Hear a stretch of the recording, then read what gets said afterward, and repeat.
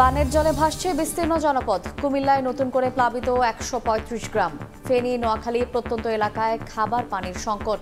তৎপর সেনাবাহিনী সহ স্বেচ্ছাসেবীরা। ঢাকা বিশ্ববিদ্যালয় যেন ত্রাণের বন্দর। টিএসসিতে নেওয়া হচ্ছে অর্থ সহায়তা। খেলার মাঠে খাদ্য ও পোশাক সংগ্রহ। হেলিকপ্টারে যাচ্ছে দুর্গত এলাকায়, জানালেন সার্জিস। ৩৭ দিন পর ঢাকার বুকে ছুটছে গতির মেট্রো রেল। যাত্রীদের সন্তোষ। সংস্কার করে মিরপুর ১০ ও কাজীপাড়া স্টেশনও দ্রুত চালুর আশ্বাস উপদেষ্টার। এবং বিডিআর বিদ্রোহের ঘটনায় সাবেক সেনাপ্রধান জেনারেল আজিজের বিরুদ্ধে মামলা। আদালতে তোলা হবে গোলাম দস্তগীর, পলক, টুকু, সাদেক ও সৈকতকে।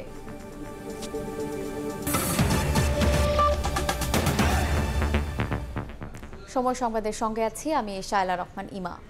এবার বন্যা পরিস্থিতির খবর। কিছু জেলায় কমতে শুরু করলেও ফেনী, নোয়াখালী থেকে নামছে না বানের পানি। তলিয়ে আছে হাজার হাজার ঘরবাড়ি। বিপর্যস্ত লাখ লাখ মানুষের জনজীবন। প্রায় এক সপ্তাহ ধরে পানিবন্দী থাকায় দেখা দিয়েছে খাবার ও পানির সংকট। ত্রাণের অপেক্ষায় আছেন প্রত্যন্ত এলাকার বহু মানুষ। এদিকে উদ্ধার তৎপরতা চালিয়ে যাচ্ছে সেনাবাহিনী, বিজিবি সহ স্বেচ্ছাসেবীরা। নোয়াখালী থেকে বিস্তারিত জানিয়েছেন আতাউর কাউসার।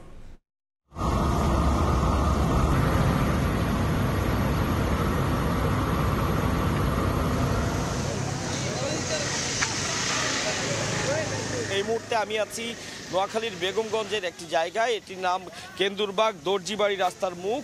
আপনারা দেখতে পাচ্ছেন এখানে কি পরিমাণ পানি উঠেছে এবং এই পানিটা তারা বলছেন যে গত রাত থেকে পানি আকস্মিকভাবেই বাড়তে শুরু করেছে অনেক বেশি, এবং তারা বলছেন যে এই এলাকাটিতে অন্তত ৮ থেকে ৯ হাজার মানুষের বসবাস। প্রত্যেকেই যথেষ্ট বিপর্যস্ত জীবনযাপন করছেন। আমরা বেশ কিছু ঘরে ঢুকেছিলাম, দেখেছি যে সেখানে কোথাও হাঁটু সমান পানি, কোথাও বুক সমান পানি, এবং মানুষ আশ্রয়ের জন্য যারা শেষ মুহূর্ত পর্যন্ত চেষ্টা করছেন যে তাদের ঘর বাড়িতে থাকার যদি একান্তই না পান সেক্ষেত্রে তারা আশ্রয় কেন্দ্রে যাওয়ার চিন্তা করছেন। কিন্তু তারা এক কথাও বলছেন যে আসলে আশ্রয় কেন্দ্রের সংখ্যা খুব অপ্রতুল। ঘরের কোমর সমান পানি, এখানে আসলে বসবাসযোগ্য আর নেই বাসা। এভাবেই এখানকার মানুষজন বন্দি জীবনযাপন করছেন। তারা বলছেন তাদের কাছে সুপেয় পানি তো নেই, খাবারও নেই, এবং অনেকে অসুস্থ, কিন্তু সেই পর্যাপ্ত চিকিৎসার ব্যবস্থাও নেই। বুক সমান ঘরের ভিতর, আমরা ঘরে নাই, অন্য ঘরে চলে গেছে। ওখানে ছাদের উপরে কোন রকম ৫-৬ ফ্যামিলি আছে। বাংলাদেশের ১১টি জেলার যে বন্যা পরিস্থিতি তার সাথে এখানে গত রাত থেকে পানির পরিমাণটি বাড়ছে। মানুষ আশঙ্কা করছেন যে এই অঞ্চলটি প্লাবিত হয়ে লক্ষ্মীপুরের দিকে পানি বাড়তে শুরু করছে। এখনই যদি আসলে মানুষ আশ্রয় কেন্দ্রের দিকে যাওয়ার সুযোগ না পান তাহলে আরো ভয়াবহ বিপর্যয়ের সম্মুখীন হতে হবে তাদেরকে। আজকে ৩ দিনে অগর পানি, কিন্তু বিভিন্ন ফেসবুকে বিভিন্ন যোগাযোগের মাধ্যমে বলতেছে বোট দিতেছে, নৌকা দিতেছে, কই আমরা এগুলা দেখি নাই। চিয়া দেয়, মুড়ি দেয়, তারপরে মিঠাই দেয়, এগুলা এখন ভাত, বিস্কুট। বেশ কয়েকটি ঘরে আমরা ছোট শিশু দেখেছি, তাদেরকে সারাক্ষণই তাদের পরিবারের লোকজন আগলে রাখতে হচ্ছে। সব মিলিয়ে প্রচন্ড ভীতিকর এবং বিপজ্জনক একটি পরিস্থিতি পার করছে এখানকার মানুষজন। সবাই বলছেন যে তাদের এই মুহূর্তে সবচেয়ে বেশি যেটি দরকার সেটি হচ্ছে ত্রাণ। একই সাথে দরকার তাদের পর্যাপ্ত চিকিৎসা সেবা, যেটি বিভিন্ন জায়গায় বিভিন্ন স্বেচ্ছাসেবী সংগঠন এবং অন্যান্য সেনাবাহিনী, সশস্ত্র বাহিনীর যে ৩টি বাহিনী রয়েছে, সেনাবাহিনী, বিমান বাহিনী, নৌবাহিনী, তারা করছেন।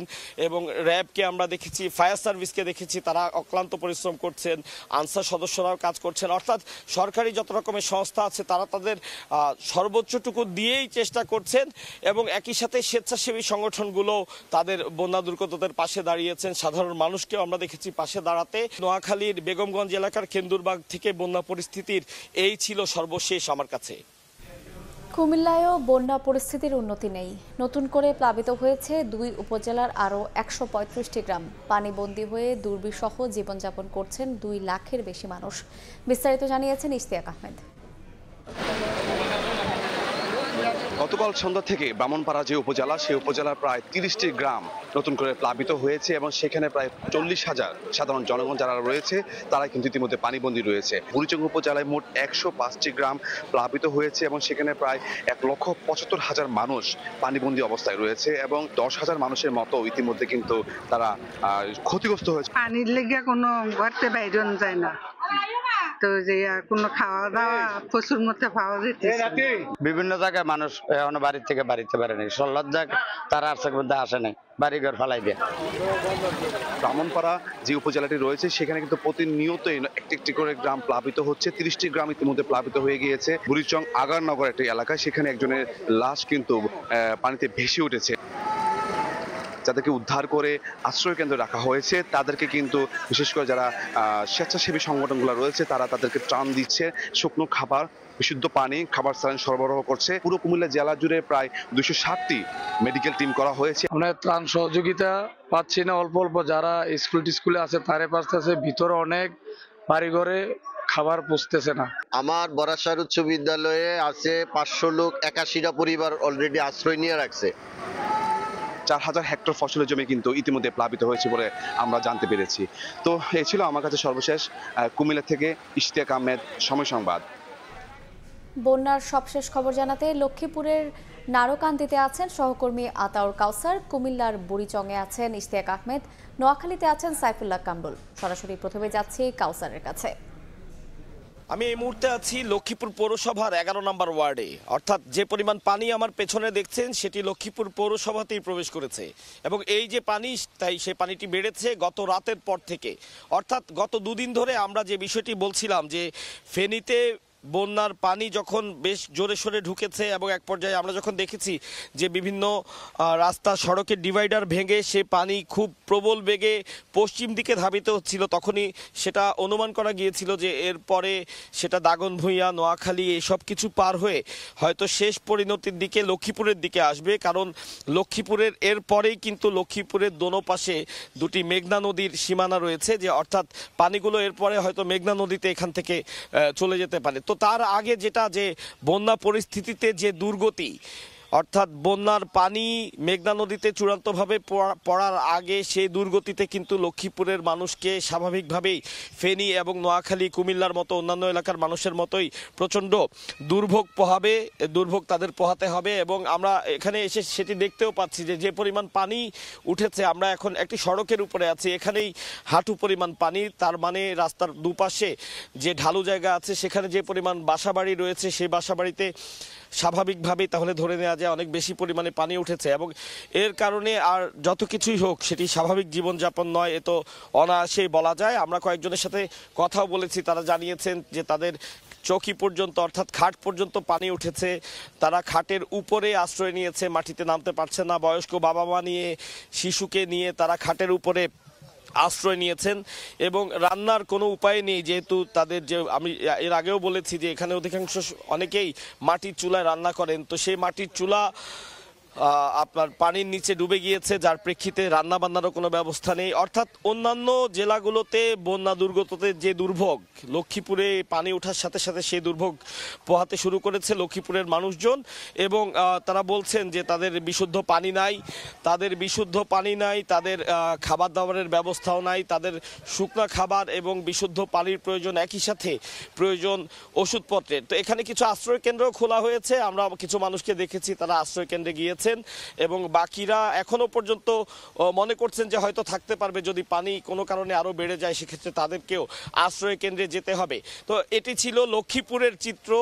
আমাদের সহকর্মী বিভিন্ন জায়গায় বিভিন্ন সহকর্মী বন্যা পরিস্থিতির খবর দিচ্ছেন। এই মুহূর্তে কুমিল্লায় আছেন আমাদের আরেক সহকর্মী ইশতিয়াক আহমেদ, কুমিল্লার বন্যা পরিস্থিতি জানবো তার কাছ থেকে। কুমুদা নদী বাঁধ ভাঙার কারণে কুমিল্লার যে 3টি উপজেলা রয়েছে 3টি উপজেলায় কিন্তু 178টি গ্রাম ইতিমধ্যে প্লাবিত হয়েছে এবং বিশেষ করে আমি যে নামটি বলতে চাই যে কুমিল্লা বুড়িচং উপজেলা, ব্রাহ্মণপাড়া উপজেলা এবং বিশেষ করে কুমিল্লা আদর্শ সদর উপজেলায় 3টি উপজেলায় 178টি গ্রাম ইতিমধ্যে প্লাবিত হয়েছে এবং একেবারে যদি বলতে চাই পানি বন্দী হয়েছে একেবারে 3 লক্ষাধিক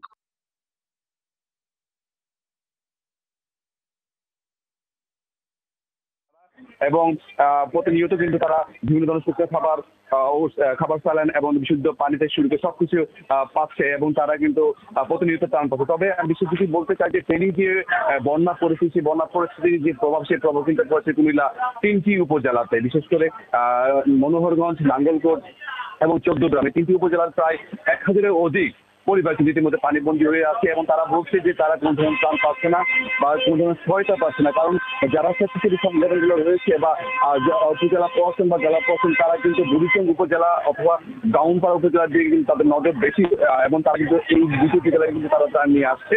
তবে বিশেষ করে যে নাঙ্গলকোট, চৌদ্দগ্রাম এবং বিশেষ করে যে মনোহরগঞ্জ, তিনটি উপজেলায় প্রায় 1000-এর অধিক পরিবার এখনো পানিবন্দী অবস্থায় রয়েছে এবং তারা কিন্তু পর্যাপ্ত পরিমাণ ত্রাণ পাচ্ছে না বলে তারা বলছে। তার পাশাপাশি তারা যারা বৃদ্ধ রয়েছে, যারা বয়স্ক রয়েছে, তারা কিন্তু বিভিন্ন রোগে আক্রান্ত, তারা কিন্তু ওষুধ পাচ্ছে না অর্থাৎ চিকিৎসা সেবাও পাচ্ছে না বলে আমরা জানতে পেরেছি। তার পাশাপাশি যদি বলি, গতকাল রাজাপুর এলাকা থেকে কিন্তু একটি স্বেচ্ছাসেবক সংগঠন তারা কিন্তু বলছে যে একজন নবজাতকের জন্ম নেয় সেখানে পানিবন্দী অবস্থা থাকা এবং তখন তাদেরকে উদ্ধার করে নিয়েছে এবং বিশেষ করে একজন মৃতদেহকে উদ্ধার করেছে বলে তারা তাদের দাবি করছে।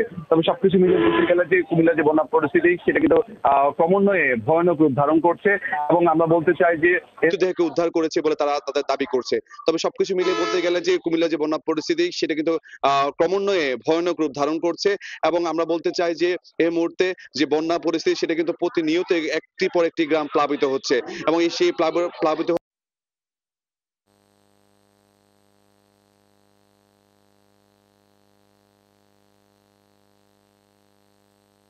সরাসরি যাব তার কাছে নোয়াখালীর পরিস্থিতি জানার জন্য। নোয়াখালীর জনজীবনে বিপন্ন দেখা দিয়েছে। এই জেলায় প্রায় 20 লক্ষ মানুষ এখন পানিবন্দী হয়ে আছে। জেলা প্রশাসনের তথ্য অনুযায়ী নোয়াখালীর 908টি আশ্রয় কেন্দ্রে প্রায় 2 লক্ষ মানুষ আশ্রয় নিয়েছে। এই ছাড়া নোয়াখালীর 8টি উপজেলার বিশেষ করে বেগমগঞ্জ, সোনাইমণি, সেনবাগ, কোম্পানিগঞ্জ, কবিরহাট ও সব সদর উপজেলার অনেকগুলো অঞ্চল এখন পানিবন্দী আছে। নোয়াখালীর প্রধান সড়ক ব্যতীত প্রায় সবকটি সড়কে পানিবন্দী হয়ে আছে। নোয়াখালী জেলা প্রশাসকের কার্যালয় সহ সরকারি অধিকাংশ অফিস পানির তলে পানিবন্দী হয়ে আছে। নোয়াখালীর এই আশ্রয়কেন্দ্রগুলোতে এখন অনেকটা শিশু খাদ্য সংকট দেখা দিয়েছে। এছাড়া পানি বৃদ্ধি হওয়ার কারণে বিশেষ করে গত 2 দিন বৃষ্টি না হওয়ার পরে গতকালকে পানি কমতেছিল, কিন্তু গত রাত 12টার পর থেকে বৃষ্টির কারণে এখানে পানি আরো বৃদ্ধি পেয়েছে। এখানে পানি সংকটের কারণে এখানে যে জিনিসটি দেখা দিয়েছে যে নোয়াখালীর বিভিন্ন উপজেলাতে মানুষের যে খাদ্যর যে অভাব দেখা দিয়েছে, বিশেষ করে শিশু খাদ্য সংকট দেখা দিয়েছে। আর এখানকার নোয়াখালীতে বিভিন্ন উপজেলাতে এলপিজি গ্যাসের সংকট দেখা দিয়েছে। এক শ্রেণীর অসাধু ব্যবসায়ী এখানে এলপিজির দাম বৃদ্ধি করেছে। নোয়াখালীর জেলা প্রশাসন কিছুক্ষণ আগে নোয়াখালী সমাজ কল্যাণ উপদেষ্টা সফর করেছেন। এই ছিল নোয়াখালী থেকে আমার কাছে সর্বশেষ তথ্য। নোয়াখালী, কুমিল্লা এবং লক্ষ্মীপুর থেকে বন্যা পরিস্থিতির সবশেষ খবর জানাচ্ছিলেন সহকর্মীবৃন্দ। এদিকে টানা 3 দিন ডুবে থাকার পর চট্টগ্রামের ফটিকছড়ি থেকে নামতে শুরু করেছে বন্যার পানি। ভেসে উঠছে ক্ষতচিহ্ন, রাস্তাঘাট, ফসলি জমি, মাছের ঘেরের ব্যাপক ক্ষতি হয়েছে। তবে সেনাবাহিনী এবং সাধারণ মানুষের পক্ষ থেকে দেয়া হচ্ছে ত্রাণ সহায়তা। বিস্তারিত জানিয়েছেন পার্থপ্রতিম বিশ্বাস। টানা 3 দিন ভয়াবহ বন্যার পানিতে বিপর্যস্ত অবস্থায় ছিল চট্টগ্রামের সবচেয়ে বড় উপজেলা ফটিকছড়ি। তবে আসার কথা হচ্ছে আস্তে আস্তে ফটিকছড়ির বিস্তীর্ণ জনপদ থেকে পানি নামতে শুরু করেছেন। এই পানি নামার পরেই চোখে স্পষ্ট হচ্ছে ফটিকছড়ির ক্ষতচিহ্ন। বিশেষ করে রাস্তাঘাট যেমন পুরোপুরি ভেঙে তছনছ হয়ে গেছে, তেমনি সাধারণ মানুষের বিভিন্ন বসতঘরও হয়েছে ক্ষতিগ্রস্ত। এছাড়া ফসলি জমি, মাছের ঘেরে পানি ঢুকে যাওয়ার কারণে লাখ লাখ টাকার ক্ষতি হয়েছে বলে জানিয়েছেন ফটিকছড়ির সাধারণ মানুষজন। সরকারি সহায়তারও আশা প্রকাশ করেছেন তারা। আমাদের খুব ক্ষতি হয়েছে, এই ঘরগুলা পড়ে গেছে, এই খুব কষ্টতে আছি আমরা।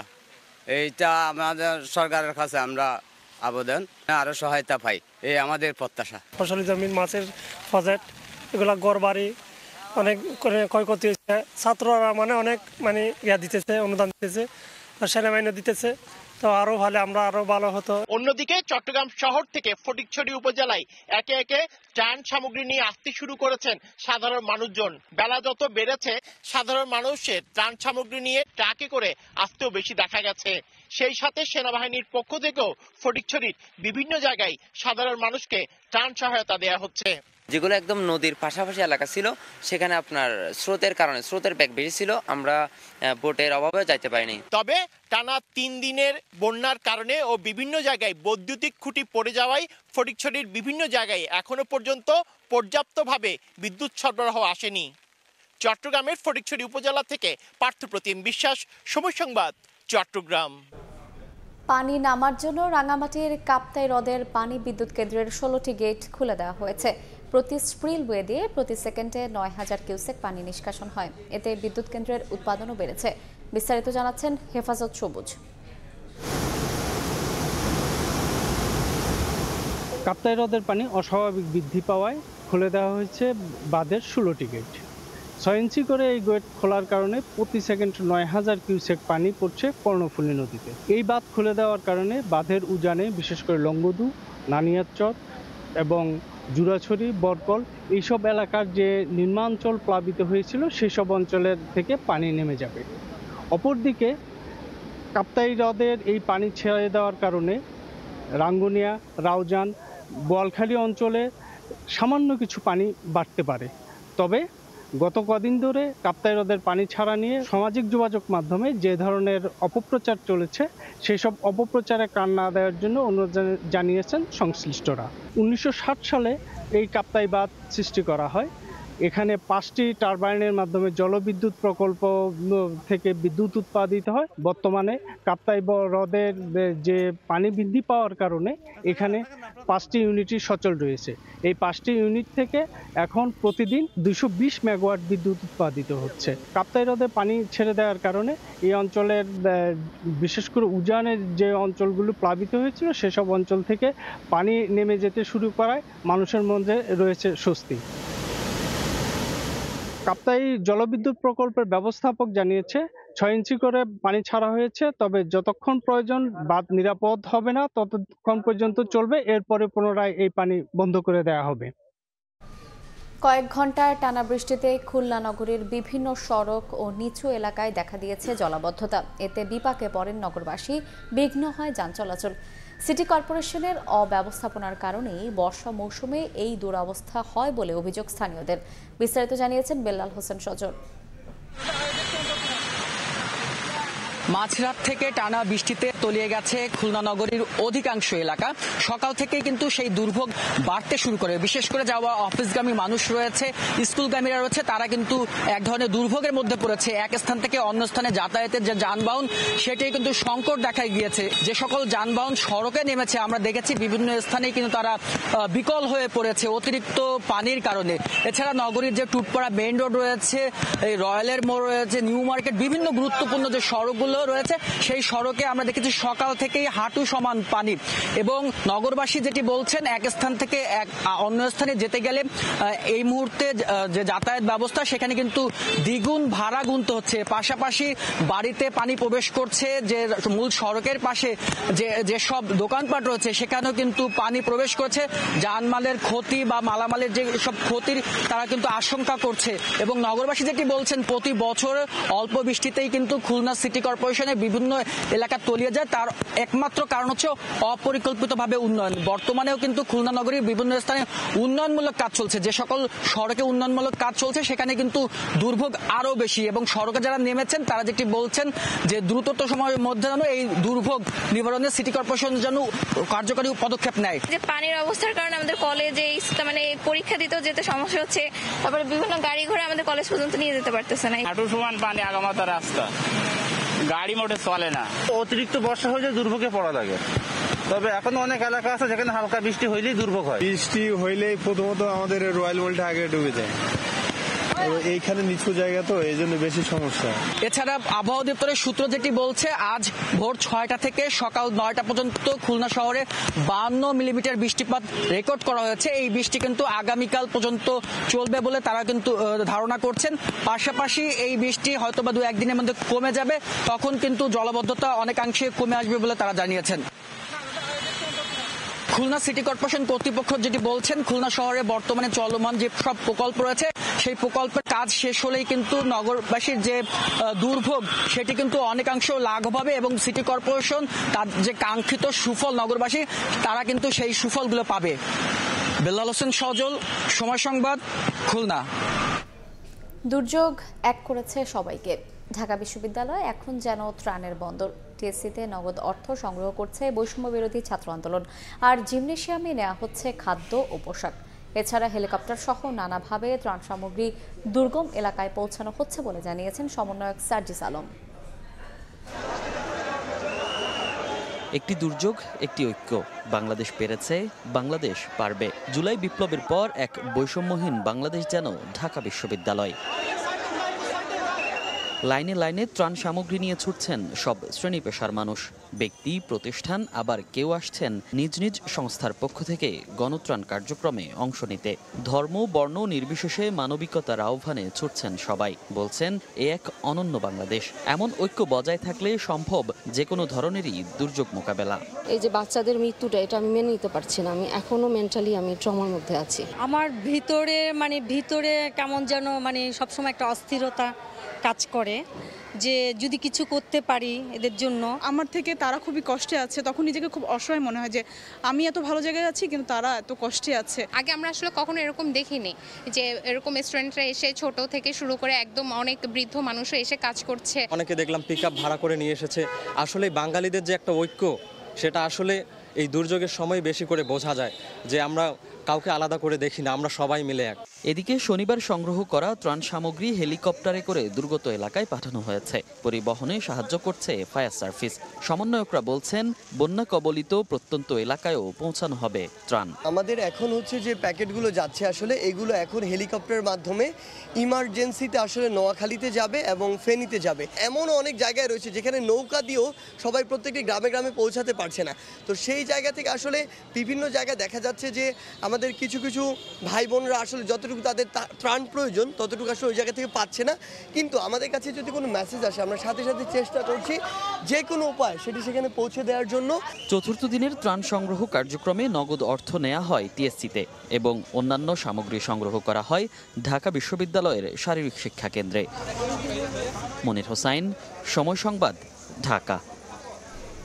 এই মুহূর্তে ঢাকা বিশ্ববিদ্যালয়ের শারীরিক শিক্ষা কেন্দ্রে আছেন রিপোর্টার আসিফ মোহাম্মদ সিয়াম। সরাসরি যাচ্ছে তার কাছে।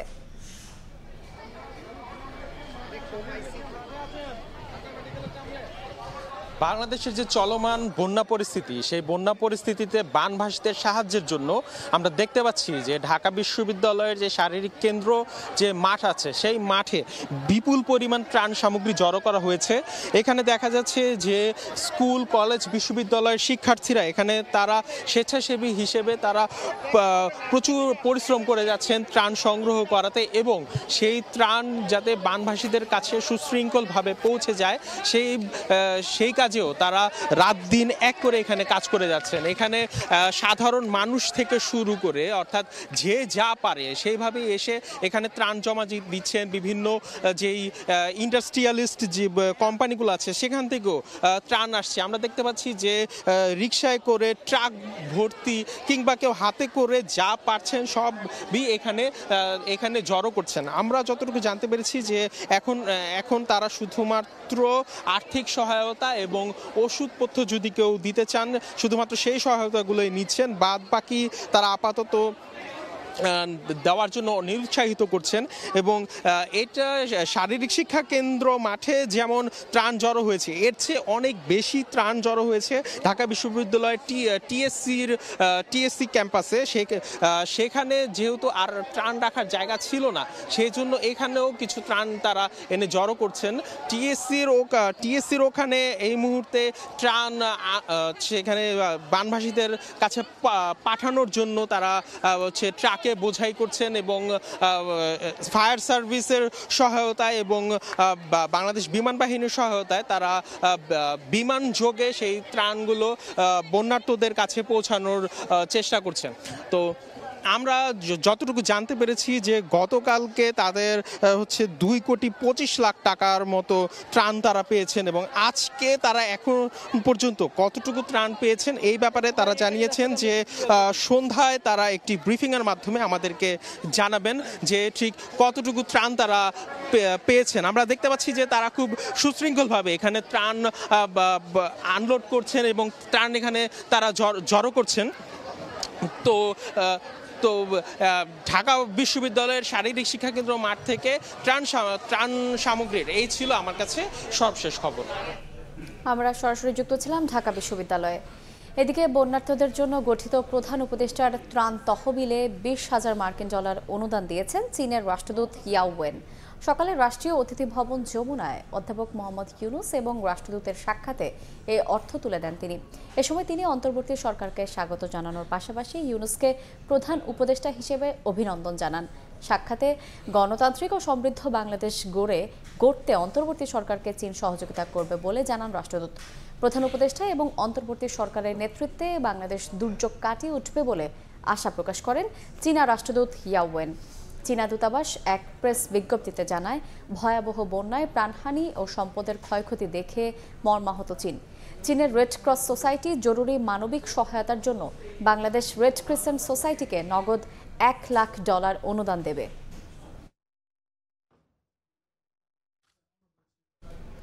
বন্যা দুর্গত 11 জেলার সার্বিক পরিস্থিতি কিছুটা উন্নতির দিকে। নতুন করে কোনো এলাকা প্লাবিত হওয়ার শঙ্কা নেই বলে জানিয়েছেন দুর্যোগ ব্যবস্থাপনা ও ত্রাণ সচিব কামরুল হাসান। দুপুরে সচিবালয়ে সংবাদ সম্মেলনে একথা বলেন তিনি। জানান 10,47,029টি পরিবার পানিবন্দী রয়েছে। এখন পর্যন্ত আশ্রয় কেন্দ্রে 4 লাখের বেশি মানুষকে আশ্রয় দেওয়া হয়েছে। এছাড়া ক্ষতিগ্রস্ত জেলাগুলোতে নগদ সহায়তার জন্য 3,52,00,000 টাকা বরাদ্দ দেওয়া হয়েছে বলেও জানান সচিব। দেশের উত্তর পূর্বাঞ্চল দক্ষিণ পূর্বাঞ্চলে প্রধান নদীসমূহের পানির সমতল হ্রাস পাচ্ছে, অর্থাৎ বন্যা পরিস্থিতির উন্নতি হচ্ছে। এছাড়া বিগত 24 ঘন্টায় কুমিল্লা, ব্রাহ্মণবাড়িয়া, ফেনী জেলার এবং ভারতীয় ত্রিপুরা পার্শ্ববর্তী যে অঞ্চল রয়েছে সেখানে অববাহিকায় উল্লেখযোগ্য পরিমাণ বৃষ্টিপাত পরিলক্ষিত হয়নি এবং উজানের নদ নদীর পানির সমতল হ্রাস সেটা অব্যাহত রয়েছে।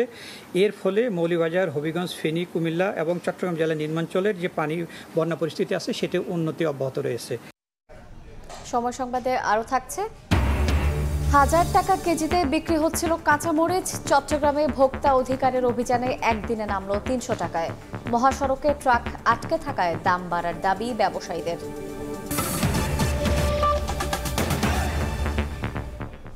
এক মাসেরও বেশি সময় পর রাজধানীর বুকে চলতে শুরু করেছে গতির মেট্রো রেল। সপ্তাহের প্রথম কর্মদিবসে সকাল থেকে স্টেশনে ভিড় করেন যাত্রীরা।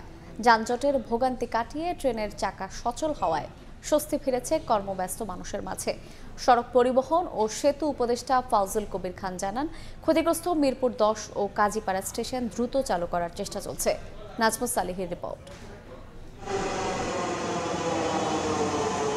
রোববার সকাল থেকে মেট্রো স্টেশনগুলোতে দেখা যায় মানুষের ভিড়। থমকে যাওয়া ট্রেনের চাকা সচল হওয়ার খবরে প্ল্যাটফর্মে যেন উপচে পড়া ভিড়। ট্রেন থামতেই ভেতরে একটু জায়গা পেতে হুড়োহুড়ি। মুহূর্তেই কানায় কানায় পূর্ণ হয়ে যায় ট্রেন। গাদাগাদি হলেও আক্ষেপ নেই কারো। ট্রেনে উঠতে পেরেই খুশি যাত্রীরা। দ্রুত সময়ের মধ্যে চালু হওয়ায় উচ্ছ্বাস প্রকাশ করেন তারা।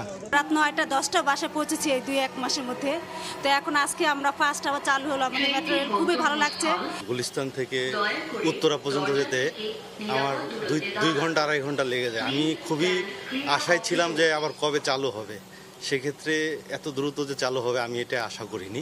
ঘর থেকে বের হওয়া কর্মব্যস্ত মানুষের জীবন যেন ফিরে আসে সময়ের ছন্দে। তারা বলছেন আর কোনো হানাহানি নয়, সম্প্রীতির বাংলাদেশ চান তারা। মেট্রোকে আরো যাত্রী বান্ধব করার আহ্বান যাত্রীদের। রাষ্ট্রীয় সম্পদ আমরা চাই যে সবাই যেন কেউ ক্ষতি না করে, এটা আমাদেরই সম্পদ, দেশেরই সম্পদ। এটা আবার নতুনভাবে রিস্টোর হওয়াতে আমাদের এই সমস্যাটার সমাধান হলো। আর যেটা বলা হয়েছিল যে 1 বছর সময় লাগবে, তখন হয়তো এটা ততটা বিচার বিশ্লেষণ করা হয়নি, কিন্তু পরবর্তীতে দেখা গেল এটা খুব স্বাভাবিকভাবে, খুব নর্মালভাবে 2টি স্টেশনকে বাদ দিয়ে চালু করা সম্ভব হয়েছে। যদিও 18 জুলাই ছাত্র জনতার আন্দোলনের সময় ক্ষতিগ্রস্ত হয় মিরপুরের 10 ও কাজীপাড়া রেল স্টেশন, যা এখনো চালু করা সম্ভব হয়নি। আগারগাঁও স্টেশন পরিদর্শন করেন সড়ক পরিবহন ও সেতু উপদেষ্টা ফাউজুল কবির খান। এ সময় তিনি জানান, দ্রুত সময়ের মধ্যে চালু হবে বন্ধ 2 স্টেশন। জোরদার করা হবে নিরাপত্তা ব্যবস্থাও। আজকে আমি বিকেলে জাপানি রাষ্ট্রদূতের সঙ্গে দেখা করব, কারণ এখানে কিছু ইম্পোর্টের বিষয় আছে। তো এইটা আমরা যথাসম্ভব তাড়াতাড়ি খুলে দেবো, কিন্তু নির্দিষ্ট ডেট এখন আমরা দিতে পারবো না। না এর কোনো বছর 1 বছর সময় লাগবে না, কোনো বছর আমরা এটা সংক্ষিপ্ত সময় চালু করব। মেট্রো রেলের ক্ষয়ক্ষতি কাটিয়ে দ্রুতই ঘুরে দাঁড়ানোর প্রত্যয় কর্তৃপক্ষের। সব সংকট কাটিয়ে সচল হলো মেট্রো রেলের চাকা। এর মধ্য দিয়ে স্বস্তি ফিরল নগর জীবনে। যাত্রীরা বলছেন মেট্রো রেল শুধু নগরের যানজটই কমাবে না, সমৃদ্ধি আনবে জাতীয় অর্থনীতিতেও। নাজমুস সালেহী, সময় সংবাদ, ঢাকা।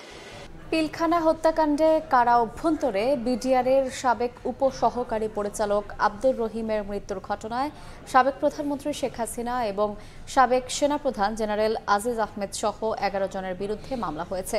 রোববার ঢাকার সিএমএম আদালতে মামলাটি দায়ের হলে বাদীর জবানবন্দি গ্রহণ করে মামলাটি নথিভুক্তের আদেশ দিয়েছেন ঢাকার মেট্রোপলিটন ম্যাজিস্ট্রেট মোহাম্মদ আখতারুজ্জামান। ভুক্তভোগী ডিএডি আব্দুর রহিমের ছেলে অ্যাডভোকেট আব্দুল আজিজ আদালতে বাদী হয়ে মামলাটি করেন। এছাড়াও শেখ হাসিনা ও তার ছেলে সজীব ওয়াজেদ সহ বেশ কয়েকজনের বিরুদ্ধে শিক্ষার্থী হত্যা ও বিডিআর হত্যার অভিযোগে রাজধানীর বিভিন্ন থানায় 8টি মামলা করা হয়। রাষ্ট্র সংস্কারে 3 মাসের বেশি সময় দরকার নেই, তবুও অন্তর্বর্তী সরকারকে যৌক্তিক সময় দেবে বিএনপি, এমনটাই বলেছেন মির্জা ফখরুল ইসলাম আলমগীর।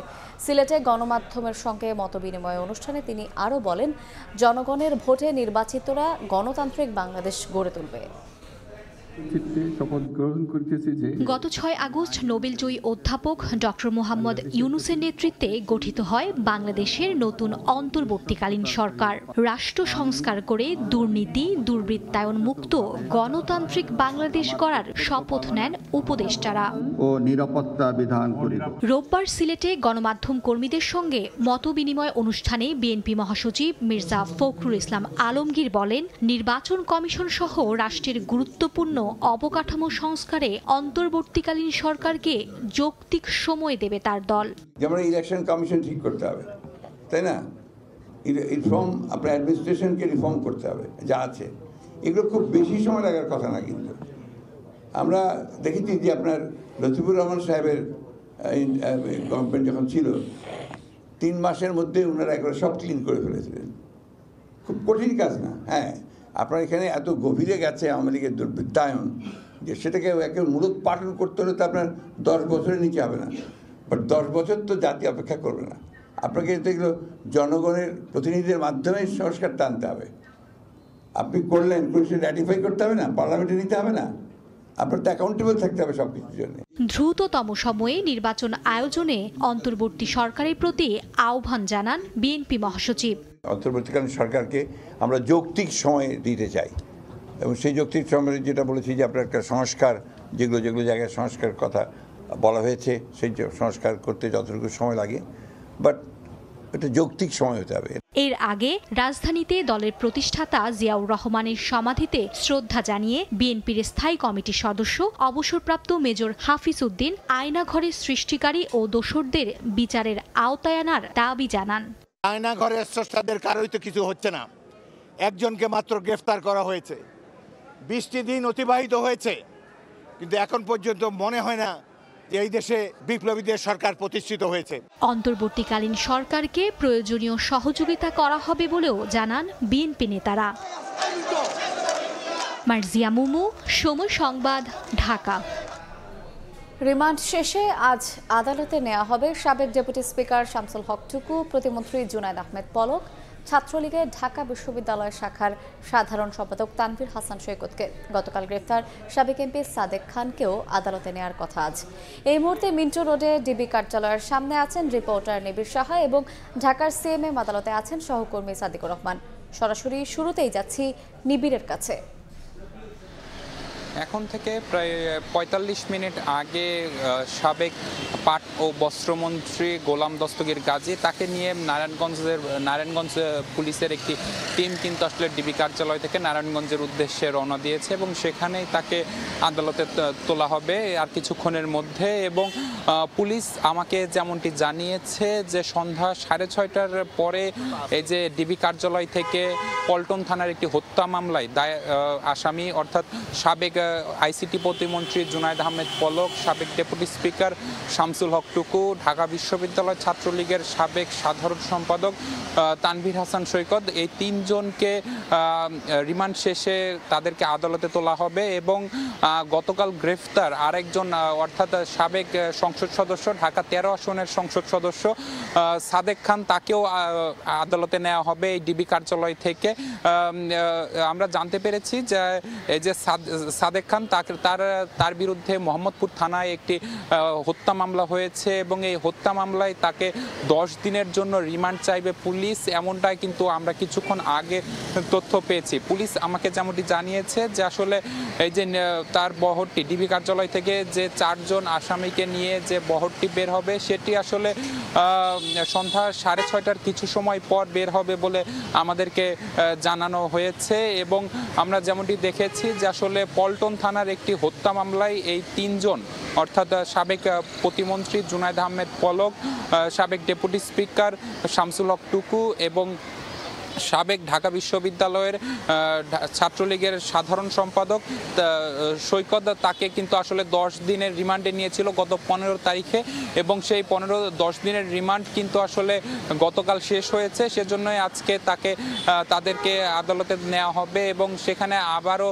রিমান্ডের আবেদন করা হতে পারে বলে আমরা তথ্য পেয়েছি, এমনটি কিন্তু আমরা জানতে পেরেছি। তো সবকিছু মিলিয়ে যদি বলা যায় যে সন্ধ্যা 6:30টার পর আসামিদেরকে নিয়ে ডিবি কার্যালয় থেকে যে বহরটি, সেই বহরটি রওনা দেবে সিএমএম কোর্টের উদ্দেশ্যে। এই মুহূর্তে আমরা চলে যাব সিএমএম কোর্ট প্রাঙ্গণে, সেখানে আছেন আমাদের সহকর্মী সাদিক, সরাসরি চলে যাচ্ছি তার কাছে।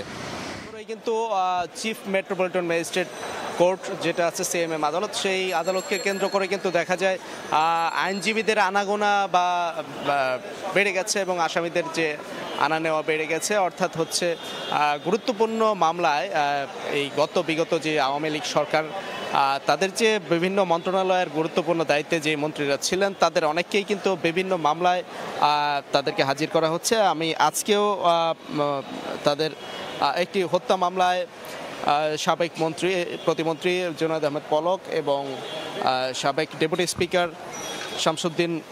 শামসুজ্জামান টুকু এবং ঢাকা বিশ্ববিদ্যালয় ছাত্রলীগের নেতা সৈকত, তাদেরকে কিন্তু 10 দিনের রিমান্ড শেষে কিন্তু এখানে রিমান্ড ব্যাক অর্থাৎ রিমান্ড ফেরত আনা হবে এবং নতুন আরও মামলায় তাদের রিমান্ড চাওয়া হতে পারে, কিন্তু এখনও পর্যন্ত সেই ফরওয়ার্ডিংটি আসেনি। একটা বিষয় যে জানিয়ে রাখি যে এই বিগত সরকারের যে শেষ সময়ে গিয়ে যে বৈষম্য বিরোধী ছাত্র আন্দোলন যেটা হয় এবং সেখানে দেখা যায় আন্দোলনকে কেন্দ্র করে পুলিশের সাথে যে সংঘর্ষ হয়েছিল এবং তখন যে শিক্ষার্থীদের হত্যা করা হয়েছিল, শিক্ষার্থীরা যে সংঘর্ষে গুলিবিদ্ধ হয়ে যে মারা গিয়েছিল, সেই ঘটনায় যে বিভিন্ন থানায় কিন্তু মামলা দায়ের হয়েছে, যেহেতু অনেক শিক্ষার্থী জনতা নিহত হয়েছেন। সেই মামলাগুলোতে কিন্তু দেখা যায় যে গুরুত্বপূর্ণ যে মন্ত্রণালয়ের মন্ত্রী এবং আরও যারা ব্যক্তি আছেন সরকারের, তারা কিন্তু আসলে এই মামলাগুলিতে আসামি এবং সেই ঘটনায় কিন্তু সাবেক প্রধানমন্ত্রী শেখ হাসিনার বিরুদ্ধেও কিন্তু অনেকগুলি মামলা হয়েছে। আমরা আজকে দেখেছি যে সিএমএম কোর্টে কিন্তু আজকেও বিডিআর বিদ্রোহের ঘটনায় একটি মামলা সহ আরও মোট 8টি মামলা হয়েছে শেখ হাসিনা এবং তার পুত্র সজীব ওয়াজেদ জয় সহ আরও অনেক আসামিদের বিরুদ্ধে। তো এরকমভাবে আমরা তো দেখতে পাচ্ছি যে আসলে আজকে একটু পরেই আসলে আসামিদেরকে নিয়ে আসা হবে যেই মামলায় আসলে হত্যা মামলা হয়েছিল টুকু এবং জুনায়েদ আহমেদ পলকের বিরুদ্ধে। আমরা সেই আসামিরা আসলে এবং পরবর্তীতে রিমান্ডের শুনানি শেষে আমরা আদেশ জানাতে পারবো। এই ছিল এখান থেকে সবশেষ তথ্য।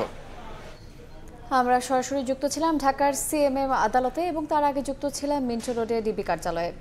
উন্নত জাতের নারিকেল চারা আমদানি করলেও দেশের কৃষিতে কোনো প্রভাব ফেলতে পারেনি কৃষি অধিদপ্তর।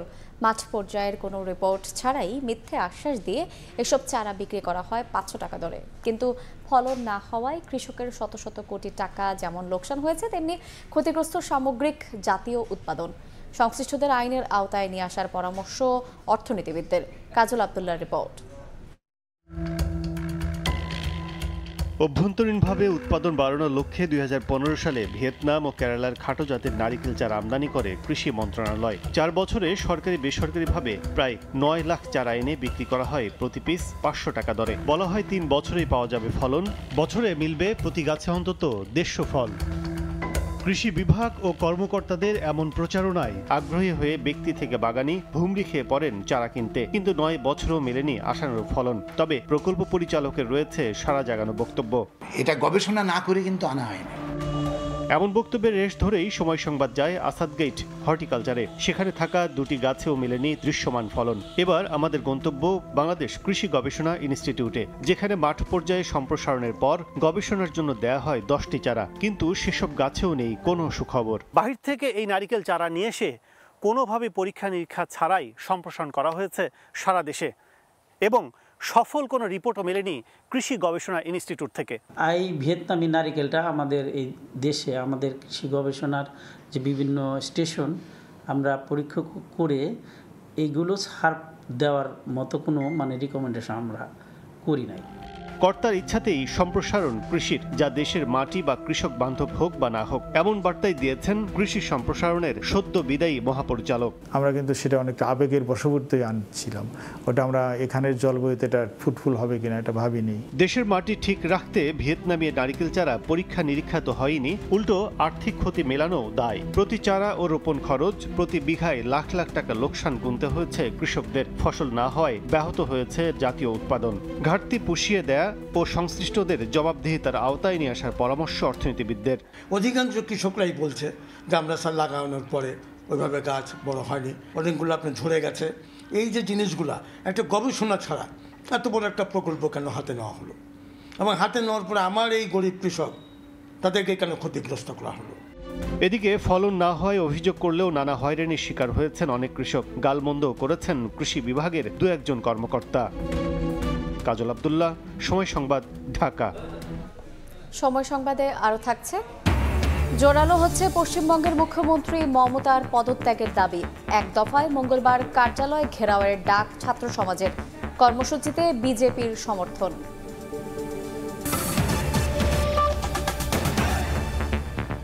চট্টগ্রামে 1000 টাকা কেজিতে বিক্রি হচ্ছিল কাঁচামরিচ।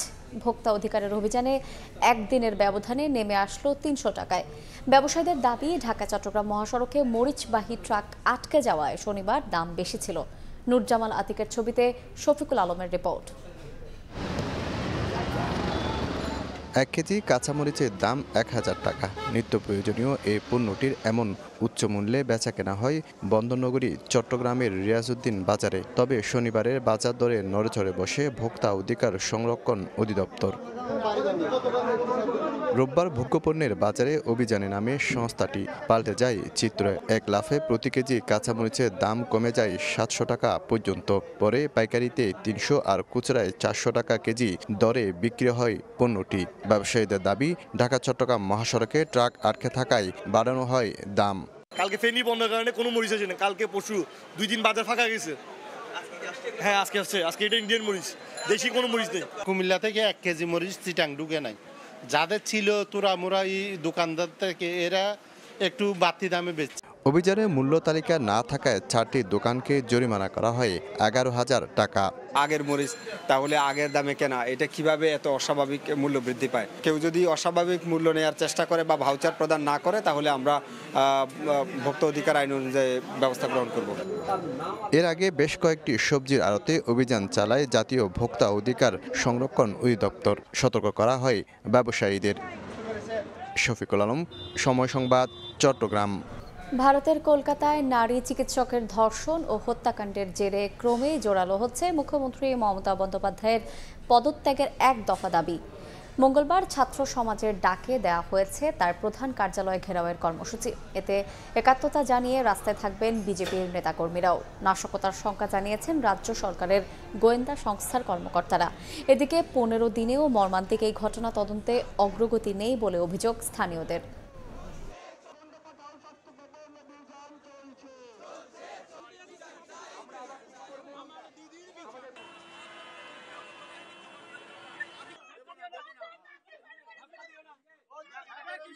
প্রাকৃতিক দুর্যোগে বিপর্যস্ত এশিয়ার বিভিন্ন দেশ। এর মধ্যে বন্যায় ভারতের ত্রিপুরা রাজ্যে মৃতের সংখ্যা বেড়ে দাঁড়িয়েছে 26 জনে। ক্ষতিগ্রস্ত হয়েছেন অন্তত 17 লাখ মানুষ। অন্যদিকে থাইল্যান্ডের দক্ষিণাঞ্চলে ভূমিধসে 13 জনের মৃত্যুর খবর পাওয়া গেছে। বিস্তীর্ণ জনপদ, চলাচলের রাস্তাঘাট সবই নিমজ্জিত পানিতে। প্রায় এক সপ্তাহের ভারী বর্ষণে সৃষ্ট বন্যায় এমন অবস্থা ভারতের উত্তর পূর্বাঞ্চলীয় রাজ্য ত্রিপুরায়। সময়ের সঙ্গে পাল্লা দিয়ে বাড়ছে মৃতের সংখ্যাও। স্থানীয় কর্তৃপক্ষ জানায়, দুর্যোগপূর্ণ পরিস্থিতিতে ক্ষতিগ্রস্ত হয়েছেন লাখ লাখ মানুষ। তলিয়ে গেছে ফসলি জমি। ঘরবাড়ি হারিয়ে বন্যা দুর্গতরা ঠাঁই নিয়েছেন রাজ্যের বিভিন্ন আশ্রয় কেন্দ্রে। একই ঘরে দিনরাত কাটাচ্ছেন নানা বয়সী মানুষ। অসুস্থদের মাঝে ওষুধ বিতরণ করছেন স্বেচ্ছাসেবীরা। গলা সময় না জল হয়েছে, টুলির উপরে জল গেছে, জিনিসপত্র কাগজপত্র সব ভিজে গেছে। আমরা ধান পাইতে আসি না, দেখে আমরা স্কুল আয়া করছি। জিনিসপত্র, কাপড় জামা, রেশন কার্ড, স্কুলের বই টই, খাতা টাতা, এমনিতে ব্যাংকের বই টই, গ্রামীণ ব্যাগের বই, বহুত কিছু নষ্ট হয়েছে আর কি। এদিকে বেশ কিছু এলাকা থেকে পানি নেমে গেলেও গোমতী, দক্ষিণ ত্রিপুরা, আগরতলা সহ বিভিন্ন স্থানে বেড়েছে বন্যার ব্যাপকতা। বৈরী আবহাওয়ার একই পরিস্থিতি থাইল্যান্ডের দক্ষিণাঞ্চলেও। ইয়ম নদীর পানি বেড়ে বন্যার পাশাপাশি দেখা দিয়েছে ভূমিধস। ক্রমেই বাড়ছে মৃতের সংখ্যা। স্থানীয় সময় শনিবার দুর্যোগপূর্ণ এলাকাগুলোতে ত্রাণ সহায়তা দিয়েছেন সংশ্লিষ্টরা। স্থানীয় সময় রোববার আকস্মিক বন্যায় ইন্দোনেশিয়ার পূর্বাঞ্চলে বেশ কয়েকজনের প্রাণহানি ঘটে। জীবিত উদ্ধার হয় আরও অনেকে। ভেঙে পড়ে যোগাযোগ ব্যবস্থা, ধসে যায় বহু ঘরবাড়ি। মৌসুমী সাথী, সময় সংবাদ। সময় সংবাদের শীর্ষ সংবাদগুলো জানিয়ে দিচ্ছে আরেকবার। বানের জলে ভাসছে বিস্তীর্ণ জনপদ। কুমিল্লায় নতুন করে প্লাবিত 135 গ্রাম। ফেনী, নোয়াখালীর প্রত্যন্ত এলাকায় খাবার পানির সংকট। তৎপর সেনাবাহিনী সহ স্বেচ্ছাসেবীরা। এবং ঢাকা বিশ্ববিদ্যালয় যেন ত্রাণের বন্দর। টিএসসিতে নেওয়া হচ্ছে অর্থ সহায়তা, খেলার মাঠে খাদ্য ও পোশাক সংগ্রহ। হেলিকপ্টারে যাচ্ছে দুর্গত এলাকায়, জানালেন সার্জিস।